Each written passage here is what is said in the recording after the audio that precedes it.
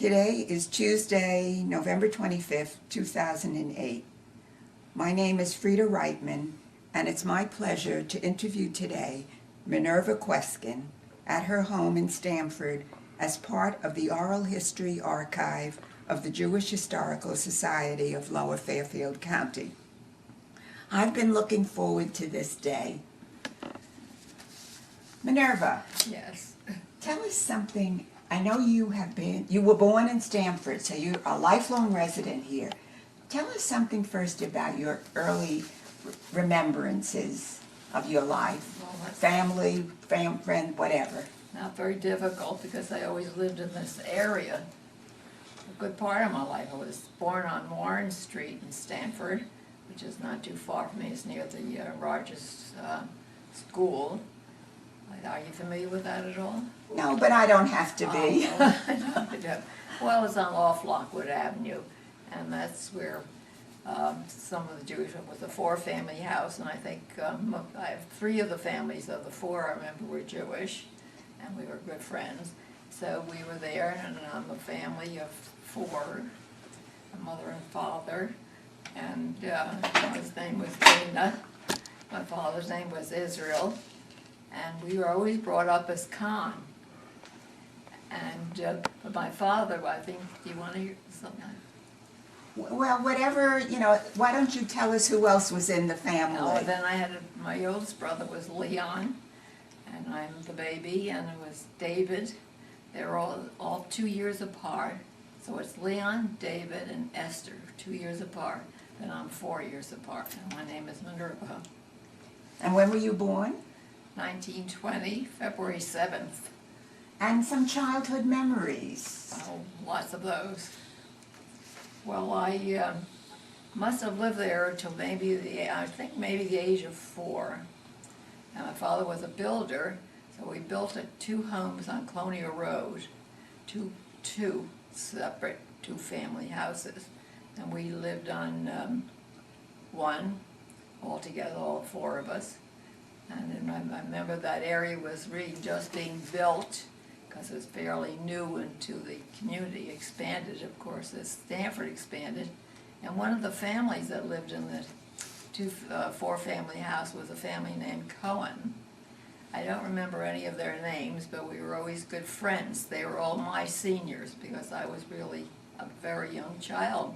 I'm guessing maybe 3 to 4, I really can't, because I started kindergarten in Glenbrook School, which was the Bain School at the time, and then Stark School was built and named after Julia A. Stark, a female principal, and that was my lifestyle there until I went on to Burdick Junior High. But I always think that I guess I must have left there because the Burdick Junior High used to be the Stamford High School. That's where my brother and 2 brothers had gone, not my sister, because the times have changed. And so I continued there. I was living in Glenbrook, and then Colonial Road was my first home there. Now, did you, when you were a child, did the family eat together? Yes, of course, we always ate together. My mother was a wonderful cook. She was a baker, but she wasn't a fancy baker. I mean, she made good pies, and she made meat pies, and but she didn't make double chocolate layer cakes or things like that I recall. She was a wonderful sewer because they came from Lithuania. My father came from Russia, but I don't know exactly the shtetl, as they called it. And so I think hers, no, I don't remember. I remember my father-in-law's was Vilna, because they have a place that we vacationed at, and when I got married to her, they called Vilki, named after Vilna. And so getting back to my family, is that, so we all grew up together, and we lived in that house, and I still think we were always together. Then I think times are bad. If you think I was born in 1920, we moved to another house on Glenbrook, again on Colonial Road, and we were together all our lives. I still went to from Stark School. I went to Glenbrook School, and in my my youth of about 11, I say with 12 or 13, I began to have Jewish friends, because the Jewish Center was built, and my friends were there. We were in Burke, and then we grew up together, and my best friend at that time was Helen Karp, and she was married to Lou Kramer, who had a fabric store, but her parents always had a newspaper store on Main Street. And they were called Harry and Olga Karp, and I just remember the name has been coming up in the Jewish Historical Society, named Mrs. Bernard, and she used to walk around and they sold newspapers, and I shouldn't tell you too many things about that, but they were very successful and in their lifestyle. And Helen Kramer was my best friend, and she had cousins that were my good friends, you don't want me to go into all my friends. No. I want to ask you, were the girls in your family treated differently from the boys in your family? Did you have jobs to do? No. Because I was a baby. And so I didn't have chores to do. And actually, if you're thinking about even learning to cook, I remember from Colonial Road we lived on a street named Treat Avenue. And I remember going in, my mother was a very good cook, and I always loved it. I said, well, tell me how you make your pot roast, dear, and things like that. I was interested because I was dating then, and thinking of future. And we all had we lived in a house on Treat Avenue, and so I slept in the same bed with my sister, and we were very close. I mean, it was kind of we had a good relationship. None of us really had any disagreements that I recall, or any. We were not scramblers and screaming at each other. And I was close to my sister because I think she would walk me home from school when I was very young. I remember that. And my brother, being that 4 years between all of us, more than that, they were. Esther is 4 years older than I am, and it goes up to 4 more years. So, but they were always very helpful. And my brother Leon, he was very in his growing here in Stanford, and he was married and lived in Stanford. He was a wonderful writer, and he was always there to help me, and I could look at his compositions and get some ideas for my works for high school and so forth, or junior high school. And my brother David was also wonderful. I think he was not. My brother Leon was adventurous, and David was very sweet and helpful and great. But he rode a motorcycle, which was the end of his time. Oh, that's always a difficult memory. Do you remember any celebrations of holidays as a family, or? Well, I think we had more of it. I grew into it more than we did. I don't recall lighting Shabbos candles, which I did later in my own life. That's interesting. How about school? Tell us some of your memories of your early schooling, or a little later schooling, whatever. Okay. Well, school was always good. I was very conscientious, and I was conscious of myself working late at night. I always did my work and did well with it.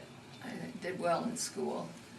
And even, I would say, about 13 and 14, I remember making sure my notebook was right and being able to raise my hand and know what was expected of me. And that was, well, it's the same. I think my brother Liam he was a wonderful writer. He worked for the Stanford Shopper. He had a column, wrote columns in the Jewish Center Bulletin. So we were all, once the center was built, all of us, 4 of us, were very involved, except for my brother, who was in an accident, a motorcycle accident. And so, I'll tell you more about school. I had a lot of friends, and we were, yeah, I think I remember the first boy and girlfriend party, and it was Helen Kramer's cousin, and it was, you know, and actually we all grew up and we were tight, and I think I'm very grateful for the Jewish Center, because not only that, I was into a lot of sports, even at that age. You know, I was a good athlete, and they had a wonderful Jewish Center gym teacher, a gymnastic person. His name was Norman Godfrey, and he was great, and just remember it. And we always spent time in the center, and I used the center office if I needed a typewriter. If I grew older, I helped them in the center. And we had a girls' club called the Wohelo, and I think there was another club when I was younger. And of course, I think all of a sudden there was the Hadassah, and also the Temple. We belonged to Temple Bethel, and I was very involved with this Temple Bethel's Women's Club, a women's organization, Temple Bethel's. That would have been later. Of course, it was this in my younger year we're thinking about. And we did our homework there, and I have a picture. But I have a bulletin I found in the office of the Jewish Historical Society of the library, where we used to go to work and be very serious and work on a table. And there I remember some of the name, we used to call him, William Carp was his name, but he called himself Bubbles Carp. He was a very sweet guy. He was part of the Carp bakery. And Helen Kramer and myself, I think Mort Kahn, he's still alive, lives in Greenwich, been married. And so of all my friends, I would say that alive was one that I moved to Stanford later in my life. All are gone, my age. When did you meet your husband and how? Well, I was 16.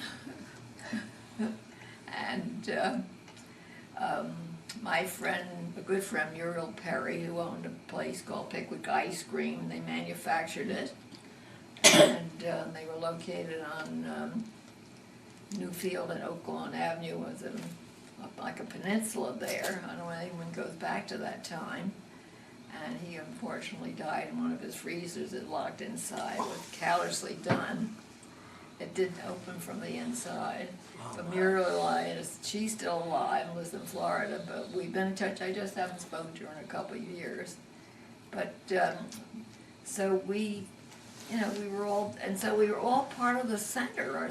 Our life centered around the center. So your husband was also... Oh, well, I met Herb through a guy. He lived in Chopin on Lanark Road, and the reason I got thinking about it is that this friend Muriel Perry that I mentioned on this Pickwick Ice Cream was friendly with a woman who lived across the street from, or a girl at the time, her name was Del Furtick. Then she married into Herb's family. She was Del Sosnowitz.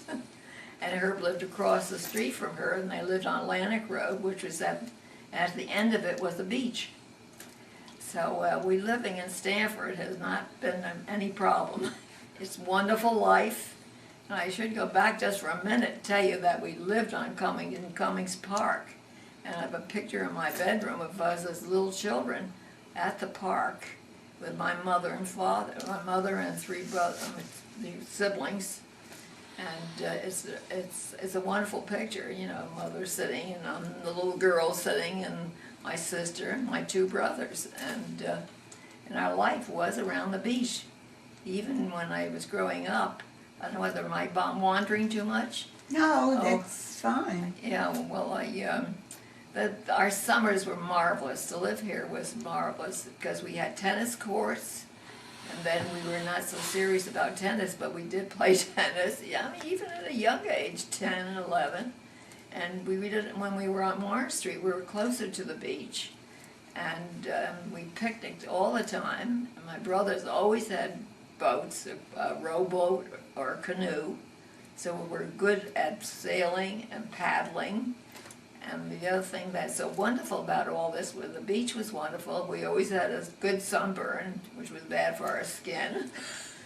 And there was an island that we used to go to. It was really fun. And we even swam to it. It's still there, but I don't know, it was never inhabited by him. There's a little house on it. We never knew what it was, but we would go out to it. And the Cummings Park used to be called Halloween Park. And they used to have fireworks, and I guess you know that still goes on. For July 4th, they have fireworks for the town of Stamford. I don't know whether you were aware of that or not. Yes, I've been. Yeah. Did you ever have any kind of discrimination that you felt because you were Jewish in any of these activities? Only younger. Only what? Younger. When walking from school at Stark School, Julia A. Stark School, I remember a couple of girls, if there was a puddle on the floor, it just happened maybe once or twice, it never was hurtful, but it sort of would push you, into, just taking advantage of being younger or something like that, and not because I was Jewish, I don't think. Uh-huh. So your social group was mostly Jewish or well, as I mixed? grew up, those friends that I had when I was going to Julia A. Stark School in the lower grades were really not Jewish. And then when it became part of the Jewish Center, it was just like a new world. It's everything was done for us. We had that wonderful affable Norman Godfrey. He was so great. His wife worked in the office there. It was one community. The community wasn't that large. And we always, we had a girls' club that was, I had mentioned Wohelo, but there was another step one, I don't remember it. But now you went through high school in Stanford? I went as far as Stanford High School, and I was prepared for college, but things were so bad I never made it. So, but what I did do was I had taken shorthand when I was in high school, and of course I took typing. So then I went on a short secretarial school, which was on Atlantic Street, next door to the Stanford movie house. So that was, and then I took courses as I went along, but I never got to college. I took some college courses in high school. We took a lot of educational courses, and on my own with Herb, and we were always interested. And I would say meeting Herb was really the best thing that could have happened. I was very lucky. Now you said you were 16? I met him when I was 16, and he was a junior in college. Oh. He was 7 years older than myself, and he was studying to be a dentist. So we put in dentistry was 5 years. I don't know whether it's still 5 years. And his brothers had all gone to college, and I think Yale went to Brown, and Sid went to Penn and University of Pennsylvania and Yale, finished his college. He was an attorney. And when Yale, who was the oldest, graduated from college at Brown, when he went to Wall Street to work, they were jumping out of the windows. So I don't know. Are you doing any cutting on this? Well, it's all interesting. And they all were married. Yale was married before, when Herb and I met the family, was because it was the bad times. They were all living together, and my niece Judy, who's about in her 70s, is with the baby, that little playpen outside on Lanark Road. That's all on the beach. I mean, just up the block from the waterfront, when I say that. And a lot of Jewish people lived around that area. And Herb comes from a very large family that is very well known in Stanford, the Osmond family, who a little more about when you got married and I what. go back to maybe as a younger person talking about Pacific Street, where everybody shopped, or is that past tense? That's fine. I mean, I just am curious about, you haven't mentioned, how long you knew her, you got married, where did you go to live? Yeah, well, that Did you work before you married him? Yes, I did. And I'd like to know about that. Well, actually, I just wanted to tell you, I was going to tell you about Pacific Street. I remember my parents shopped on Saturday. I don't think they were that religious. Remember I mentioned that, I don't remember having separate dishes and things like that. And maybe it was automatically done and I wasn't conscious of it, but I wasn't aware of it until I got married, because Herb's mother, they were keeping a kosher house. And I didn't find that to be bothersome. You know, it was a little surprise, but it wasn't bothersome. That was what I meant. But I grew up where I just remember, we talked about it in a meeting one day about the fact that Pacific Street was really our life. We had, you know, my father would drive down. He always had a Ford, a very old model Fords, and he was a terrible driver, if I remember. And the thing that I was talking about, the Ford and the driving and the family traveling, we would travel up to Bedford. I remember there was a Jewish family there. Lester Sharlock was talking about it recently. And my family, I think the name was Glazer, that were friends of my parents. And we go up there, and I just remember that long ride in the hill. And the approach to Bedford was very different than now. It was so steep, it was frightening. And we had a Ford, it seemed to me like it was, it would hold at least 4 or 6 of us. We were 4 in the family, 4 children, I had 6. So I'm not sure that our brothers at that time were going with us, but I just know, I remember it was so steep, and it was like looking down a mountainside, and they had since, after that, but the years later, they had, it's still a hill, but it flattened it. It was a terrible approach. And so we traveled, so they would visit Jewish people out in Bedford. I think it was that one family, and we spent most of our youth with them. My mother had 2 sisters that lived on Linden Place, so that meant we had cousins who are some alive, and so we spent a lot of time together with our families. And my mother rather, comes from a family of 11 children, and because there were 2 mothers in those days, you know, from Europe. I didn't know all, I don't think I knew all of them, maybe just a couple. So they lived in Linden Place, so where a lot of our family was always together. The name was Copens. They had a men's shop on Atlantic Street. They had 4 children, 4 or 5, I didn't count until I named them all. And then the other was the Harris family. And so of the Copens family, there was my cousin Charlotte, and my cousin Sylvia, and Simon, who was brilliant, just brilliant. You know, he was a Brown student, and he just made such landmarks of his life, and then went to Paris with the army. He married a French girl, and he lived there, and he wrote books, and he taught American history and American jazz. He was a terrific guy. And Simon, that was Simon, and then Larry. And yeah, that was it. I think, I don't know whether I mentioned 5, but that was it. And then there were the Harrises, and his name is Morris Harris, and his wife was Mary Harris, and she died of cancer. I remember my first death. It was so strange, you know, I was still pretty young to see this. And I remember that I never knew what she died of, but they used to have something burning on the floor. I always thought it was asthma, and as I grew up, I never really know. And they had 3 children. My cousin oldest was Charlotte, and we called her Lottie, and she married a fellow named, an attorney in town, George Sohn, and they were wonderful to us. For a long time, she was so much older than us that we really hardly knew her. And then cousin Charlie, who they called Chuck, was the age of my brother David, and and then a child named Virginia, but we called her Kiki, and she's alive, and she's 4 years younger than I am. So it's. Now, what about Herb's family? Yeah, well, I guess so. I just want to tell you, and then with all the siblings that Mother had, some of them were in New York, so we all gathered on Linden Place.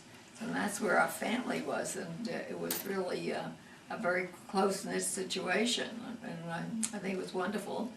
And I think one cousin I seen comes in, who lives in California, comes out and visits us only recently that we realized it. So, I mean, go on and on. You don't want to know about all the rest of the siblings. But you wanted to know about, Well, a little about your family, your Okay. own, okay, well, my brother. after you got married and. Well, I'll tell you, well, actually, I had to know my brother Leon was very artistic. I think I mentioned that. I used to have some of his paintings. I don't have all my artwork anymore. And a wonderful writer. And David was a very gentle guy, very handsome too. Leon was very light and he was very dark. That's where you are. My sister's very curly and dark. Now she's gray and I'm not gray. and David, as I said, dark, and I was a blonde with always had curls until I got into junior high school. I finally cut them off, and Esther and I are very close. And David was actually just going with a young lady, and he was saw his death on a motorcycle. So, and Leon was a lot of the community, and he worked at the Stanford Shopper. If I didn't say that, and he wrote a column, Inside Dope, it was called. It was very funny. He had a friend named Lenny Wapsie. That name is still around, I think. Mm-hmm. And they used to perform on the stage in the Jewish Center. They always had a comedy act going. My brother was very tall, about 6 feet. My brothers were tall, 6 feet tall.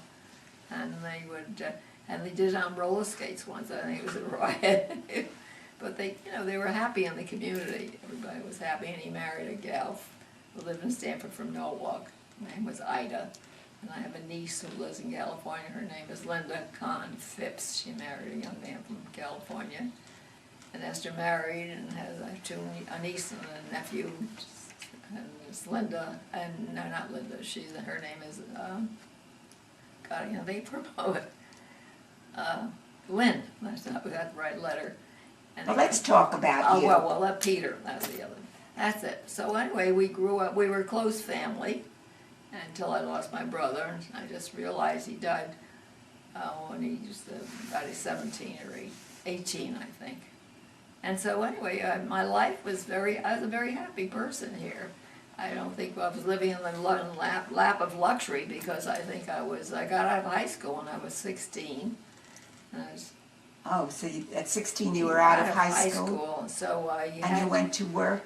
Well, I went to short secretarial school, and then I think through my brother Leon, because he was friendly with Harry Rosenbaum from the Stanford Shopper, so he got me a little job working there, because I was still a kid. You couldn't really work being at 16 if I didn't go on to school. And though I did take some courses in short secretarial, but he was having me cut out important papers from the Stanford Shopper at that time. He had a little store up past the post office. I just worked there for just a short while. And then actually I did get a job. I don't know what happened to me in the years before. I was just dating, I guess, and I didn't really work in that. But I met Herb when I was, let me see, maybe I met him when I was about 17. And he was a junior in college, as I said, and he was studying to be a dentist, and we were together from there on, and I got married in 1940. So I got to school in 1936, so it was in that period that... So you were young.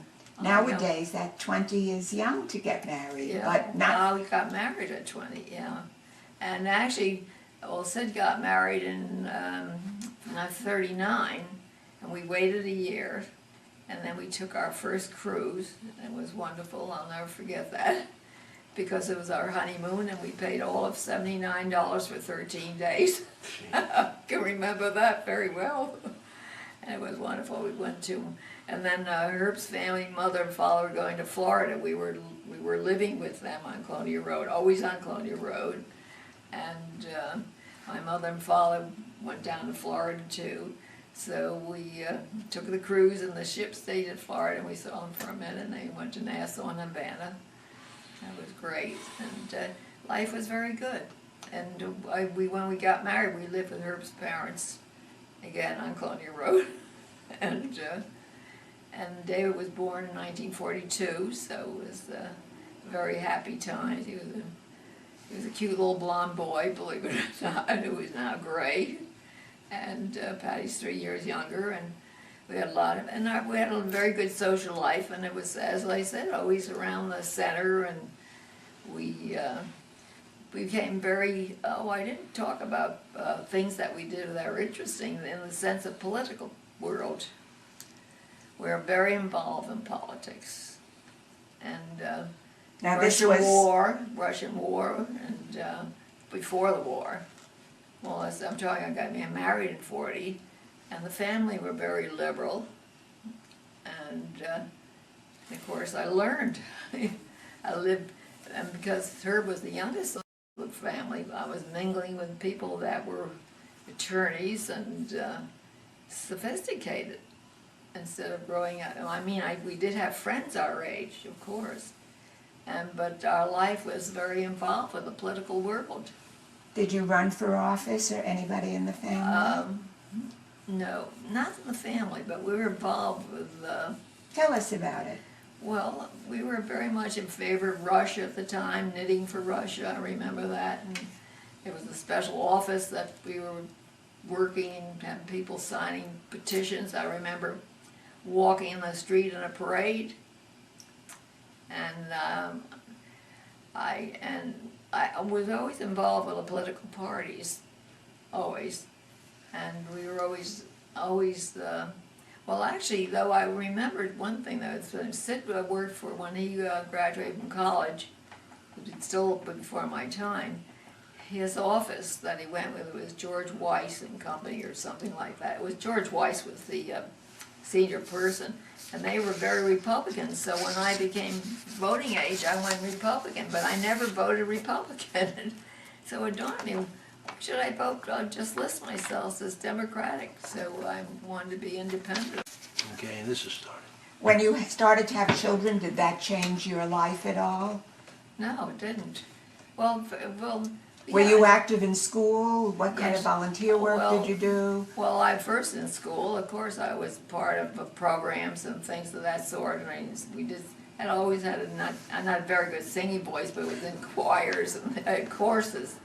And at plays and at the Jewish Center, there was always something. Our life really was a social life around the center, and I think I did very little babysitting in my time. I really didn't. I mean, we had babysitters for the children, and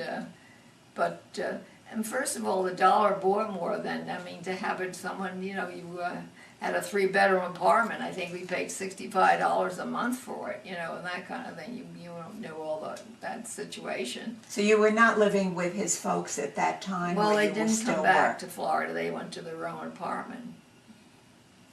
Well, what Herb's father and my mother and father, I wasn't living with them ever. But when I got married, I just said that I got married and I lived with Herb's mother and father for a while. Then they went to Florida, had their apartment. And then they had another place, and I Okay, that was lived with the... Yeah, it was the end. My mother and father lived with us a little bit, and my sister who had her husband went into the Navy, and she lived with us. We lived in a house on Center Street, and she lived with us for a while, and because her husband was gone, then she was pregnant. So we were a close-knit family. That comes across. Yeah, and everybody was there for each other, and I think it matured me. I felt that I was very conscious of the world. I mean, I was traveling with attorneys and people that were thinkers, and my sister Minerva Kweskin was a theatrical person. Actually, my sister-in-laws were both very beautiful. So took me a long time to find out that maybe I was beautiful too. I don't know. But so the point is that, I was always with people that are so much older than myself. Because Herb was 7 years older than me, and he was the baby of his family. Did that I affect... emphasize Well, how did you get interested in the art? school. So that came out of school? Well, my family, on my side of the family, my mother's side of the family, I didn't know my father's family too well at all. As far as I said, I've never met any. My sister said when I was a baby they were family. But yes, my cousins were sculptors. My cousin Chuck Harris, they called him. And he was a sculptor. He had beautiful works. And my brother was a very good artist, excellent artist. And he went to NYU to be an architect. So some of his instruments that they make, there's the circles and the compasses and things, and the plastic things that you make circles with, and all those things were left with our household when he got married. So I had that to always use. I was really interested. I was always into art, and my cousin, as I say, Chuck did, and I think my brother Leon and I were the only artists, and then I had other generations. So that it was, I think the Depression was tough times. I just very lucky to have lived through it. That we came out of it with not being injured by it, because I know that my dad. I remember one Christmas. I think my brother David, when he was alive, made crossword puzzles, and I remember on Christmas they were selling them on Atlantic Street. Main Street, at night it used to be that there would be merchants that put things outside. And I remember he had a table with his crossword jigsaw puzzles. Do you visualize? He had a jigsaw machine, and he made it, and then made them and then sold them. The pictures, I guess, you painted on a board or something like that. But I remember us doing that. He died so young that. Actually, he was, I think, getting ready. He had a girlfriend at that time. I think they were getting very serious. It was sad in a sense. Yeah. It was the first tragedy, I would say, in my life. So, anyway, we don't have to dwell on that. And, as I say, as far as relationship with people and things, I always had a good relationship. And I found that, I was thinking about that the other day, the people I was growing up with when I married Herb. We were very close. The three brothers were close. So I was mingling with people like physicians and doctors and my friends, and with our friends, but it was two worlds together, but they were still all friends for us. We had two worlds at one time. Is that hard to visualize? No, it isn't. I'm just wondering, did you have any career aspirations that did or did not get fulfilled? Well, I think I would like to have gone into the art world more than I did. But I was always taking art lessons and things like that. I think one of those paintings is one I did, the one with the flowers I did on my own after I was married. And I had other artwork, but we couldn't move with it all, so I just let it go, in other words. So I've always kept up with the art. And I was always good in sports. I played a lot of tennis, and then we belonged to a High Ridge Country Club. We played a lot of golf in our lifetime, and we just had a good life. And I was always a giver. I was always part of every organization and done on committees, and could have been a secretary. I've done treasury work, for them. At the Jewish Center, of course, our life went around that when they had things, fundraising. I know that gal named the Wiseman family, Edith Wiseman, and I were the head of a committee. I was working with, she was the head of it. We would bring in the artwork, we would hang it, we would make sure that, it was all being done, it was taken care of. We responded and took care of it. Not me alone, but with groups of women. And that's where I put my time to, the artwork. And I put a lot of time in the center. We worked, actually, I think I was the head with a couple of girls with a junior kids club. I think it was called, we were in a club at the Jewish Center called Wohila, Work, Health, and Love, I think it was. And then they had a club that I remember used to have cookouts behind the center in Temple Bethel. It was. Did you belong to Temple Bethel, or? I belonged to Temple Bethel when I got married. I got married there. Rabbi David Perlman was our rabbi, and we were always a member there. The family were a member. Herb's mother and father were one of the finders of the Temple Bethel. My parents belonged to the synagogue, which was on Grey Rock Place, I think, at the time. My dad would go, mother went some. We never went to Sunday school. We just didn't. What about your children? Yes. So that's been a big generational Oh, difference. Yeah. Oh yeah, big difference. David was bar mitzvahed, and Patty was, she never was confirmed, she didn't want to, but they were, and their friends were there. Our life really was all that. I was on the sisterhood board. Herb didn't get involved with the men's club there, but I was very part of everything that went on. I mean, really, anything, trips, picnics, same thing with the Jewish Center. I'm not emphasizing the center enough. No, you are. I was, Herb and I were the head of the married couples club at the center. We planned all the programs for it, and we were part of plays. If I wasn't in the play, we would be at the ticket, you know, it was or get the things to help put it together. So we were very much involved in Jewish community and our temple. And I mean, it was our life. But I don't think that we were keeping a kosher house anymore, and weren't so emphatic about it and are going to it. But the reverse has come. David keeps a very kosher house, and Patty, 7 years of her life was going with a young man who was Jewish. He was studying, he was teaching medicine, and then he decided to become a doctor, and she stayed with him for 7 years. Then he always wanted to get married, and she didn't. So when he left, she met someone else. Now she's married to a young man that, you know, he's a little bit older. I think he's a few years older, but he's, well, he was working for the Southern Pacific. I guess he was, whatever it was, computers and things. I mean, I'm talking up to date. Patty is 63, so she's been married a few years. Doesn't have children. He had children from a previous marriage. She's very happy. She lives in Santa Fe, New Mexico, and her name is Patricia Ann Kweskin. We call her Patty. And so did you want to ask me about that, or I just shifting around? Right. Do you think about the differences that have gone on since you first knew Stanford and today's Stanford? How would you discuss that? Well, of course, we've grown.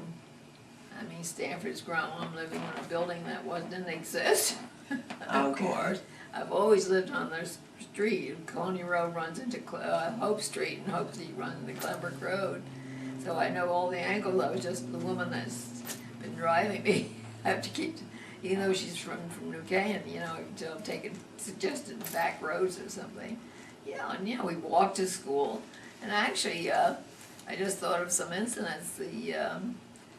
This young club that we had, the Jewish Center, and I lived on a little street between what is now Boston Boulevard and Franklin Street. I lived there, and I remember walking home, and can you visualize that at all?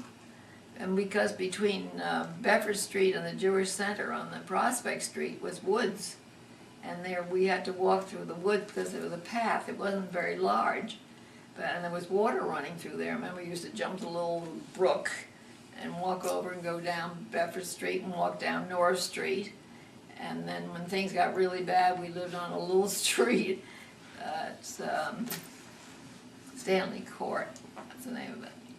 And it was and actually things were so bad that Mike Wofsy, who was a very successful attorney, was living in that house.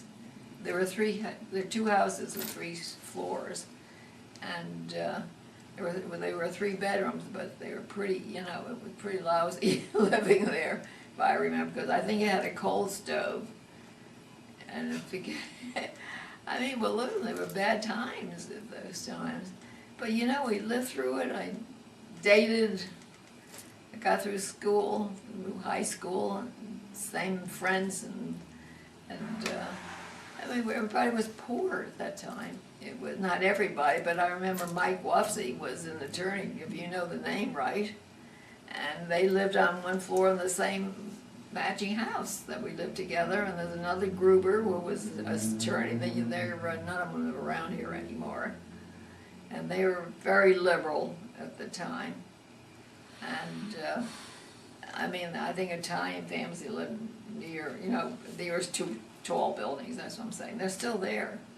You ever go down Franklin Street? On one side is the cemetery, and those those little houses there on the side will look like New York City kind of thing, and a little tavern on the corner. So, Were you aware of any particular issues in terms of being Jewish, or in terms of being a woman? well, I think Two very being different. Jewish, you would very definitely felt the difference as I was growing up at times. I mean, it was never irritating, let's put it that way. I never felt being pushed aside or you can't take care of you because you're Jewish. I never felt that way. I never lived in that environment, to tell you the truth. I mean, when we were living on Stanley Court, it was just adequate living, but we lived there. And we lived with mixed families. I'm talking about 3 Jewish families. We were the only one in our building. But I never felt obscured or not able to attend anything or go to anything. I never recall being called a name myself, because I see friends that I grew up with, and not that too many around because I'm not that young anymore. I see one gal named Marie, I can never remember her last name because she's married, but really very, and Helen Kramer was my good friend, and her cousins Bernice, Hotz, Yaffe, and Phyllis Crystal. Do you know that name at all? Yes. Yeah, well, Phyllis is part of Helen Karp Kramer. That whole family is around, and then the Karp boys are around from Mort Karp. Is one of his. Well, he's from this theater works, Stamp Theater Works. That was Steve Karp. That was Mort Karp's son. And they were all great athletes, but Steve went into acting. That was really a little sort of a turnaround. He is a sweet guy, and I guess Stamp Theater Works is kaput at just the times. So most likely we did feel it. I don't think that you felt it really. We lived always in a Jewish community, as you think about it. And I'm telling you, it's with the center, and there is a church in Glenbrook on. I'm trying to think of the street where the railroad tracks are in Glenbrook. Are you familiar with that? Well, it's a Church Street. That's the name of it. And we had friends in there, but there was some that weren't so friendly, but nothing that I felt like that I'm Jewish and you're not, and I don't want to be your friend. I don't think that we ever had What about in the anti-Semitism. PTA? I'm thinking of organizations that you might have belonged to Oh, yes. that I was were always mixed. part of something. Never had a problem with it. Never, that I recall anyway, that you would say that I was not welcome there, or I was in.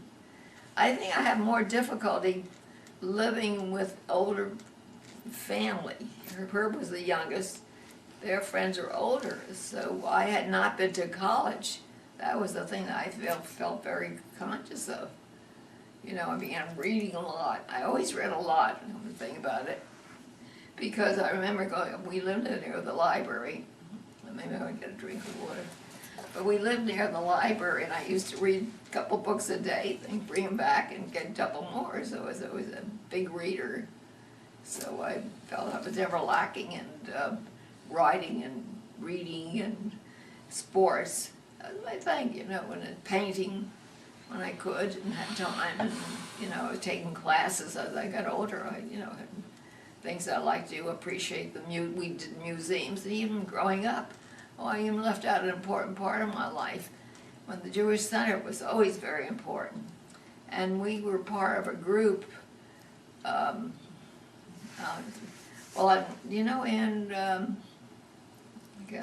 say Sussman.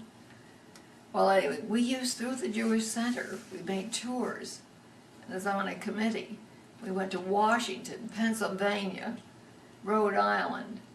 We just did it, and I was on a committee that just did this. Well, some of the women that are presently in Brandeis, we all did this through the Jewish Center. I think the center is really haven, had been haven for me, and it still is. I mean, I enjoy it, but I really live there socially. We were good dancers. I loved to dance. You know, our clubs were there. Our friends were there. We just, and more so than the Temple Bethel I was at, though. The temple was always part of their memberships and clubs and women's groups, and worked on other little things, taking courses. We always took something, school courses, taking language courses. So I think the developing and increasing our lifestyles and reading good papers, and you know, and being with people that were, and because I was always younger, it was really seeping it up. I think I never thought of it that way, but it was going right through my pores, I guess. That seems to explain a little about you. Is there anything you would like to reflect on or communicate to about the community? I mean, you certainly have given us a lot about the Jewish community. I think that I've grown, even with people that moved here, I've become very close with all of them. But they too have gone. You know, I'm just living a little too long. Well, I'm happy to be alive, of course. And even, well, I'm not as close to my sister. She's sort of a sitter-homer. And I think she doesn't call me every day, as I would like to, so I call her. And I do, she has a daughter that's a teacher who just retired. But I don't hear from her kid. She has a son and a daughter, and I don't hear from her son at all. So I miss that. So I don't know whether that, anything, but talking about life, I think I'm at the point that very few people that I've known is kaput.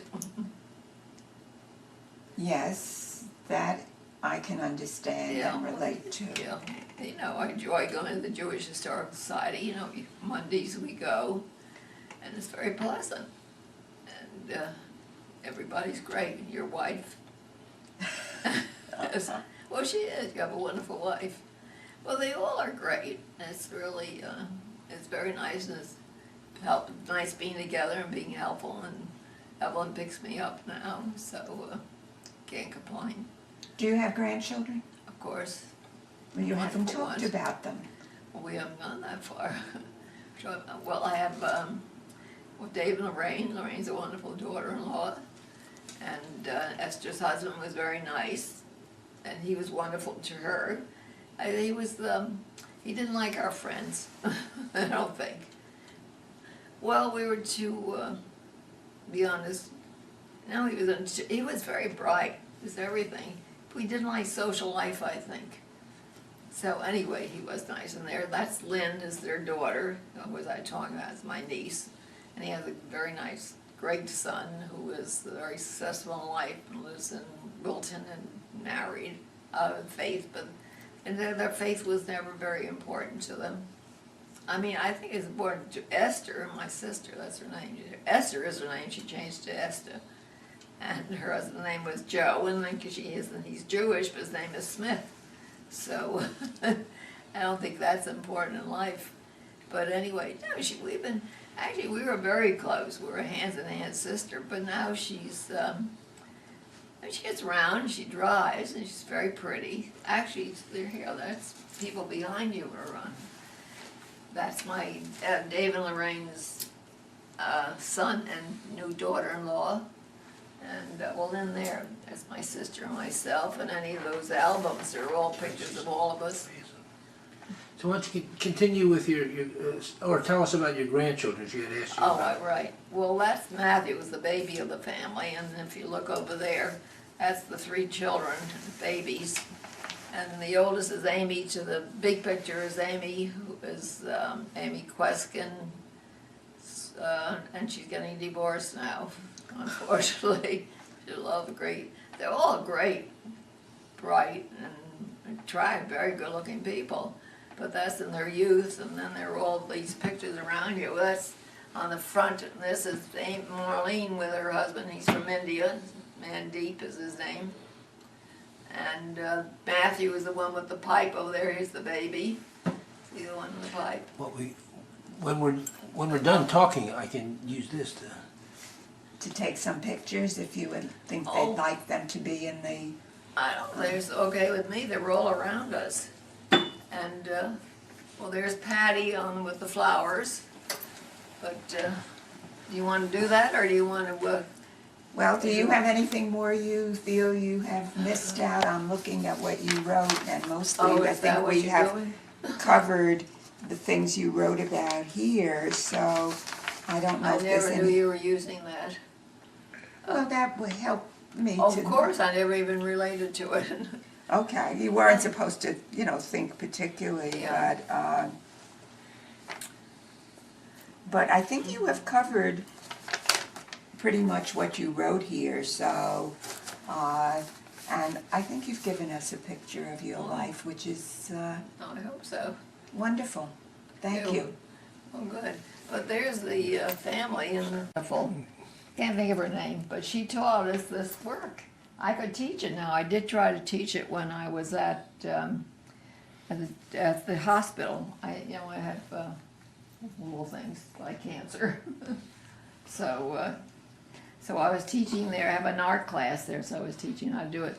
So this work is paper mache, and this is left in papers, left in its natural stages, so there are messages on them. When I cut the papers out, maybe on the leg, on the chest, or something, and that little piece between is because when I was teaching them in the